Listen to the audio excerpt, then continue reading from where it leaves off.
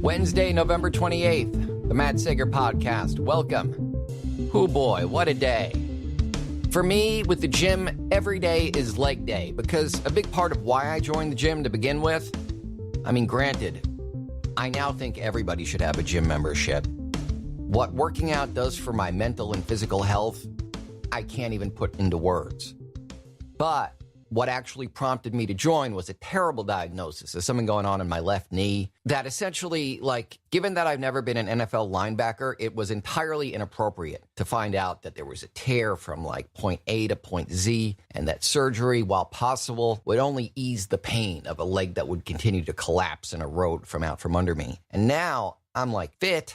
I don't want to brag. This is really just praise for my gym Equinox, who is not paying me, by the way. Just what they've done and continue to do for me is astonishing. But to the show, you don't want to hear me plug my gym, certainly if I'm not getting paid to do it. But seriously, physical fitness is awesome. But as to tonight's show, I did an episode several weeks ago, might have even been a couple of months at this point. I believe the title of the podcast episode was DC in Chaos or Chaos at DC. It was basically to the effect of, oh boy, Henry Cavill appears to be out as Superman due to some contractual issue that sprung up when they tried to bring him in as a cameo role in Shazam. I think that maybe his role as Gerard in The Witcher on Netflix maybe made that impossible, and he basically said, that's it, we're done, I'm not being Superman anymore. And I didn't take that as necessarily bad news, even though, or possibly especially because, it was immediately followed by reports that Ben Affleck was out as Batman. And this is not a dig at either of those actors, but they both made their debut in the DC Extended Universe, as they call their cinematic shared universe, under the umbrella of Zack Snyder, starting with The Man of Steel, going on to Batman v Superman, the horrific, I know Zack Snyder didn't direct, but he was creatively the overseer of Suicide Squad, which is not only one of my favorite comics ever, probably the worst comic book movie of all time. Justice League's only saving grace was that it came out after Suicide Squad, and expectations were so low. The best reviews I ever read were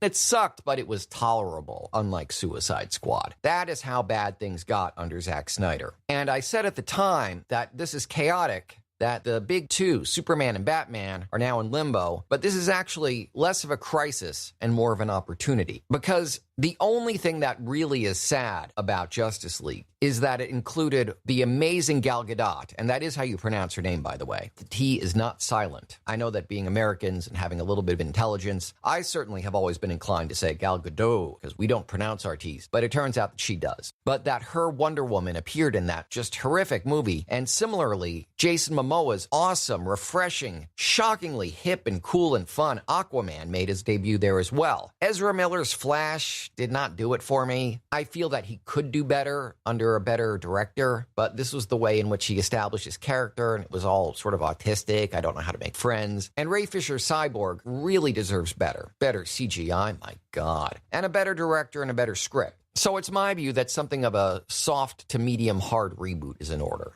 Don't throw out Wonder Woman. That is one of the best comic book movies ever. That character and what she means, what she represents for the DC universe, should not be thrown out like the baby with the bathwater. But we should take that little Men in Black stick, wave it before our eyes, and say, all right, Man of Steel, Batman v Superman, Justice League never happened. However, we do remember Wonder Woman. We do think fondly of Ray Fisher as Cyborg. We do have hopes for Ezra Miller as the Flash. And we do, even though we've forgotten the movie, we do seem to have this recollection of Jason Momoa behaving like Aquaman, portraying him in some fashion, and doing a shockingly good job of it. And that appears to be the trajectory that DC is taking. Plans for Superman, plans for Batman, those remain quite up in the air. But Aquaman is on track for its release date of December 21st, and while reviews are still being embargoed, comments have come in, little mini reviews, and people love this movie. If you've seen the trailer, which if you haven't, go to YouTube and watch it, it looks spectacular. And apparently, unlike Suicide Squad, which had an amazing trailer and an awful movie, the trailer for Aquaman appears to have been quite accurate, and it looks as though it's going to be a spectacular film. Critics are not allowed to give full reviews. There's a review embargo until December 11th. Then the film itself debuts December 21st. But they have been tweeting about it. And every single one of these, which I've seen, is extremely positive. More than one has said that Aquaman is the best thing to happen to DC since The Dark Knight. Which means, now, first of all, they're comparing it to probably the best comic book film ever. No small praise. But the implication there is that it's also better than The Dark Knight Rises. A very, very good, albeit imperfect movie, but one that featured, for instance, the incredible Tom Hardy as Bane. So the comparison here, this is setting the bar extremely high. Tom Jorgensen, who hosts the IGN podcast, says, this is via Twitter, Aquaman is the best DC movie since The Dark Knight. At Creepy Puppet, that's James Wan, the director's Twitter handle, delivers a swashbuckling epic full of big emotion, gorgeous undersea visuals, exciting action, and lots of laughs. Now, you see, that there is quite true to the trailer.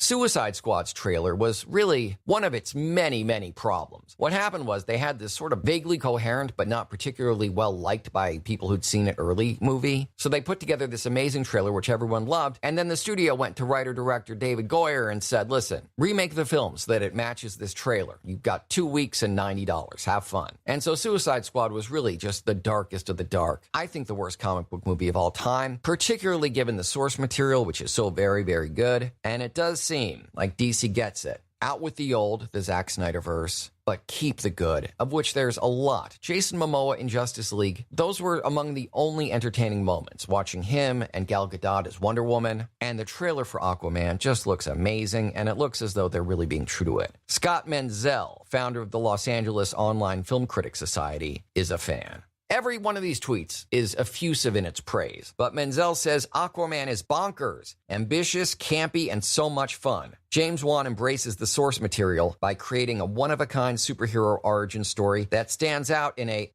sea of other superhero films. It is a relentless visual spectacle that knows what it is and doesn't hold back. Yeah, this sounds very, very cool. Many are now saying that with Zack Snyder gone and Joss Whedon not stepping up to replace him. You know, Joss Whedon was going to be doing the Batgirl movie, and something interesting happened. He'd been lobbying for the film for some time, saying that, look at my credentials. Buffy the Vampire Slayer, I do women superheroes very well. And then Justice League came out, which Joss Whedon had the final directorial reins over, but much like Suicide Squad, he was given a couple of weeks, a middling budget, and a movie that was already produced poorly. And he had to try to turn it around, do all these reshoots in a matter of days, which led to, among other things, Superman's crazy, weird, mustacheless mouth. It was not good. So shortly after Justice League dropped, Joss said, so about Batgirl. It turns out I was so hyped up and enthusiastic about getting the job, it didn't occur to me that I don't have a decent Batgirl story to tell, and so I'm stepping away from the project. And I call BS on that. The idea that Joss Whedon doesn't have an idea for what to do with Batgirl is ridiculous. He may well be burnt out on superhero movies. My understanding is that his experience on Justice League was just absolute torture for him, and he was already burnt out by that time. In shooting Avengers Age of Ultron, they had to stage an intervention because he was burning out so badly. They essentially put him on a therapy break and said, listen, Joss, go to your home, produce a modern-day remake of Shakespeare's Much Ado About Nothing with all your favorite actors from the Whedonverse, actors from Angel and Buffy and Firefly.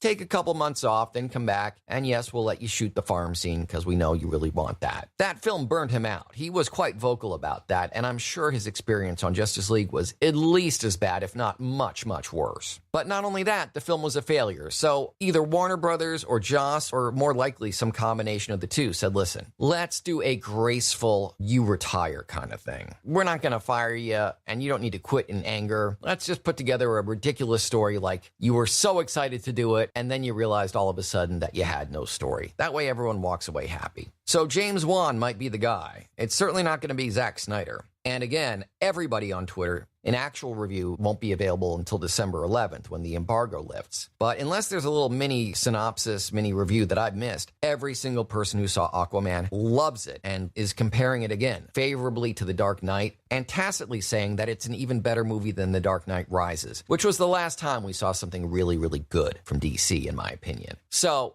I am really psyched for December 21st. It's so cool that, blockbuster season, which didn't really exist before Star Wars, but because of Star Wars, May through the end of summer tended to be blockbuster season. Now with all these huge franchises popping up all over the place, there's sort of a blockbuster season for every part of the year. There's one in the fall, there's one in December, a really big one in December these days, and then of course the cycle repeats, sort of mini blockbusters in spring, then huge ones in May, and now it looks like there's going to be another huge one in December. December, because DC is not the only comic company that had great news about their upcoming films today. Reviews are out, full reviews, for Spider-Man Into the Spider-Verse from Sony. And again, this was a trailer that looked amazing. And it appears as though any impressions you got that it's going to be a great film were entirely accurate. You know, Spider-Man has a very checkered past when it comes to film. Sam Raimi's first movie was very, very good for its time. It's important to note that at that time, there really wasn't a comic book franchise to speak of. It was still very risky to do a Spider-Man film, and there were still elements of corniness that they used that, unfortunately, it means that the film doesn't hold up that well today under scrutiny. But for its time, it was amazing. And Spider-Man 2 was really the Empire Strikes Back of the franchise. It was deep, it was dark, it was incredibly entertaining, had a fantastic story and real drama and stakes. And then Spider-Man 3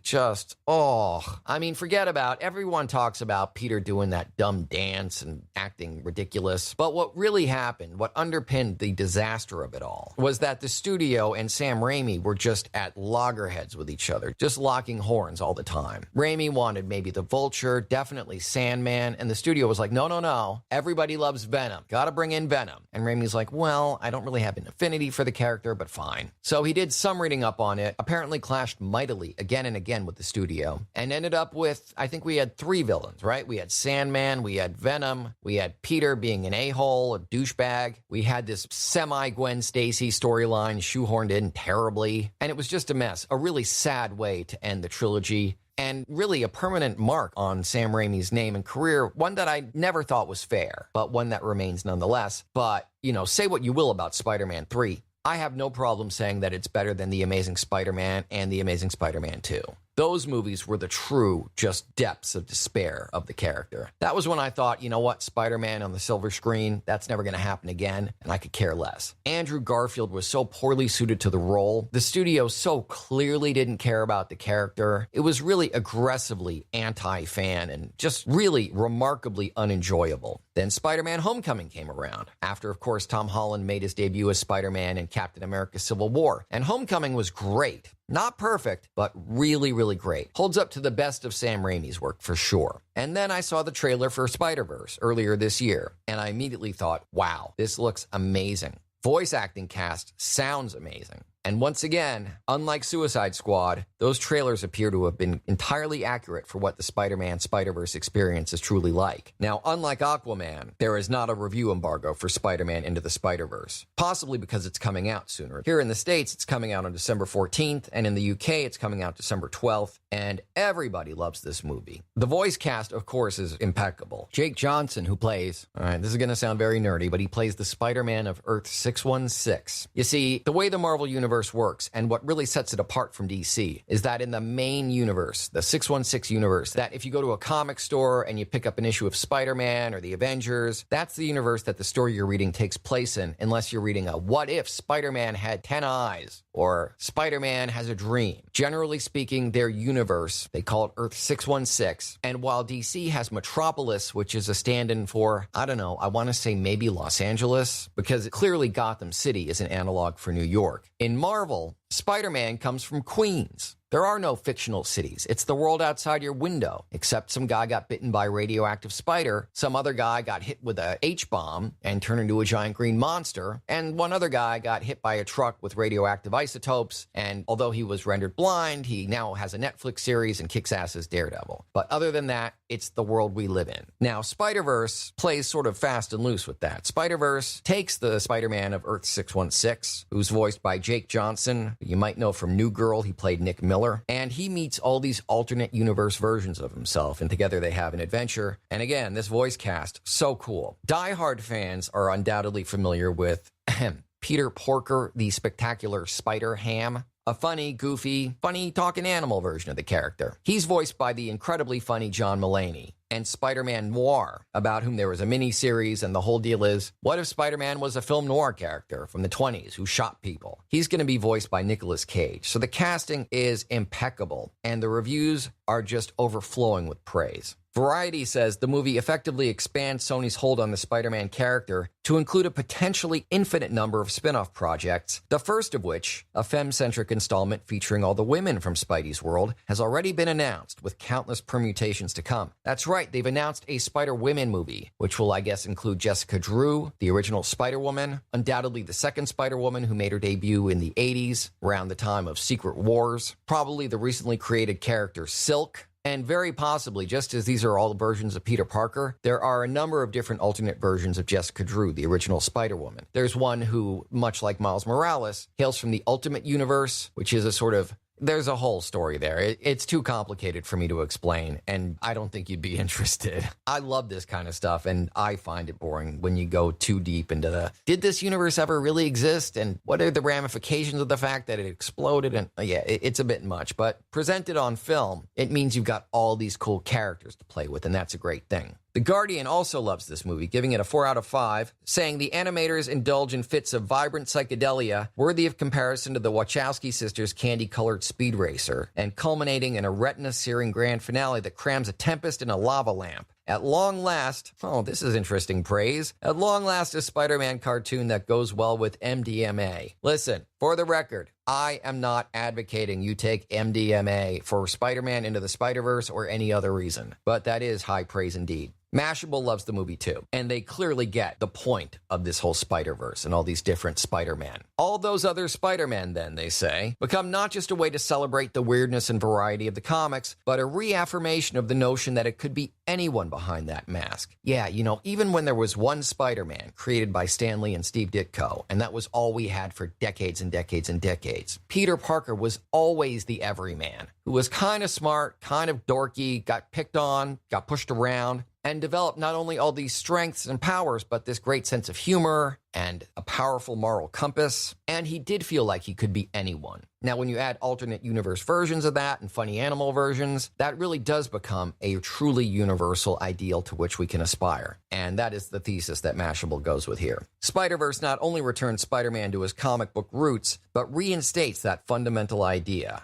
In this telling of the story, it truly could be anyone behind that mask. A little girl, a grizzled detective, a middle-aged sad sack, maybe even another unassuming New York kid. And all the people wearing it are better together than they are apart. Fox loves it, saying it unearths exhilarating new ground by way of spectacular deviations from the norm that the Marvel Cinematic Universe and live-action filmmaking don't always allow for. That makes it feel tremendously innovative while still traditionally Spidey. Yeah, the Marvel Cinematic Universe is not going to have a pig anytime soon. Certainly not a pig that swings from webs and cracks wise while he's punching villains in the face, side by side with Nicolas Cage's Spider-Man Noir, who's shooting people. It looks as though both Marvel and DC are going to have a spectacular December, and I'm so happy for them both. Because Spider-Man, again, with a checkered past, really deserves to have a solid landing that establishes Spider-Man as a character that's always going to be a reliably enjoyable cinematic experience. It looks as though Into the Spider-Verse is going to be the movie that cements that. You know, again, Venom was very, very lucrative, but I would not call it a critical success. I personally hated it. But from the moment I first heard about Into the Spider-Verse, and even more so when I first saw the teaser trailer many months ago, I really had high hopes for this movie, and it looks as though it's going to justify my love.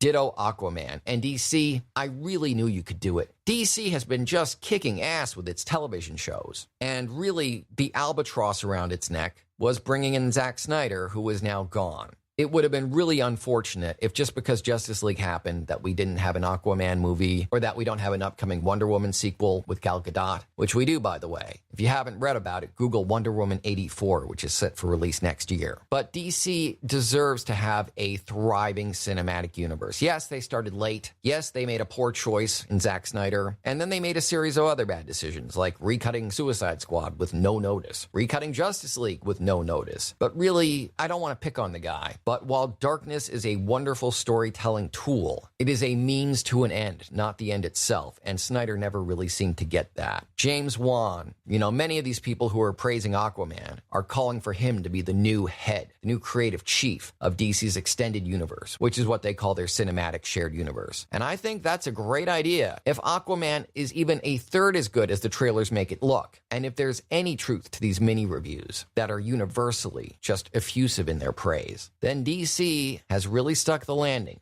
Finally. Again, they're comparing this to The Dark Knight, and it's important to remember that that is probably the best superhero movie of all time. So it's silly to think that DC can't make great movies. Now, Aquaman has been a literal punchline. There was, I think, a story that ran through Entourage about how silly it would be if Turtle became Aquaman, because who would ever make an Aquaman movie? That would be so dumb. Who would ever see it? I'm guessing that this movie is going to make a ton of money and is going to be a massive creative success. The trailer certainly suggested that, and these early reactions from critics. Again, if you can find me a negative tweet, please send it my way, because it appears as though everybody loves Aquaman, just as they love Spider-Verse, and I'm so happy. Being a non-partisan fan and someone who really roots for these properties, I'm so happy that we're having a December blockbuster season in which both Marvel and DC have massive financial, critical, and commercial hits on their hands. And I'm always happy to see wonderful voice actors doing great work in animation. And Jason Momoa and Amber Heard, who's playing Mera, are both wonderful actors, and while Justice League was really unenjoyable, Aquaman was fun, and a movie that he, pun not intended, anchors. I expect it's going to be fantastic, and again, everyone who's seen it really seems to think it is. So, congratulations to both studios, to both publishing companies. It's great to see both companies, both publishers producing high-quality content that's going to make a ton of money and earn them the praise of fans. So, get in touch with the Matt Sager podcast if you'd like to ask me questions or possibly be a guest on the show. I would love to hear from you. Email matt@mattsager.com or call 646-535-4788. And of course, you can feel free to interact with me on social media. On Twitter, where I saw all those positive reactions to Aquaman, I'm @Matt Sager. And on Instagram, I'm Real Matt Sager. On Facebook, I'm The Matt Sager, where I've also got a voiceover page, Matt Sager VO. And this podcast has a page, Matt Sager Podcast. And also, do check out the description for tonight's podcast episode for links to my new merch store from my friends at wehavemerch.com and also my Patreon. And for the rest, my other social media links, my voiceover reels and contact info, back episode archives of this podcast, articles, blog posts, and much more, go to mattsagervoiceover.com.